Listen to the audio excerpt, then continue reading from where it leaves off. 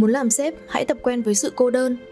Đối với mỗi tổ chức, lãnh đạo là người định hướng và dẫn lối phát triển cho cả hệ thống. Một bộ máy có vận hành trơn tru, tạo ra năng suất cao, phụ thuộc rất lớn vào người lãnh đạo tài giỏi, biết lắp ráp và vận hành. Trong đám đông, nếu bạn muốn trở thành cá nhân xuất chúng, nổi bật, thì bạn nhất thiết phải nỗ lực và bứt phá vượt bậc. Người lãnh đạo nhất thiết phải là kẻ đi nhanh nhất và cũng là kẻ cô đơn nhất trong tổ chức. Vào mỗi cuối thu đầu đông, nhìn lên bầu trời ta thường thấy những đàn chim di cư tránh rét. Những đàn chim bay theo từng đàn trao nghiêng trên bầu trời. Tạo hóa tự nhiên thật biết chọn lọc, tạo nên tập tính bay hình chữ V cho những loài chim này. Tập tính này giúp những đàn chim dễ dàng đương đầu với những cơn gió, thẳng tiến bay về nơi cần đến.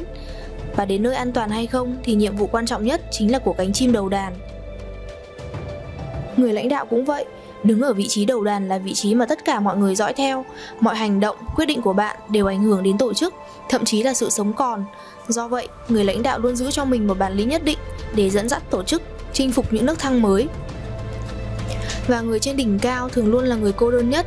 Nhiều lúc, để giữ sự chuyên nghiệp, cái uy, người lãnh đạo phải gạt ra những cảm xúc cá nhân sang một bên. Cũng chẳng có ai thấu hiểu và chia sẻ. Những khó khăn, khúc mắc trong công việc cũng cố gắng tự mình tìm tòi vượt qua. Thậm chí sẵn sàng là người xấu trong mắt cấp dưới để họ đoàn kết hơn, tận tâm và tỉ mỉ hơn trong công việc.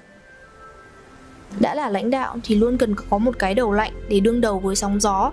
Người thuyền trưởng ra khơi phải suy nghĩ cho cả con tàu, chứ không thể vì những ham muốn cá nhân mà quên đi lợi ích chung của cả tập thể.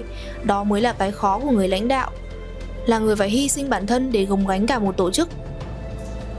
Cánh chim đầu đàn luôn là cánh chim hướng về phía trước, là người đầu tiên đương đầu với những khó khăn, là người định hướng cả một tập thể để vượt qua phong ba, cũng là người kiến tạo nên một tập thể vững mạnh.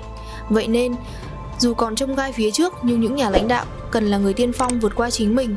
Chính sự cô đơn để tạo nên những bước tiến vượt bậc cho tập thể, đó mới là tư chất cần có của một nhà lãnh đạo thực thụ.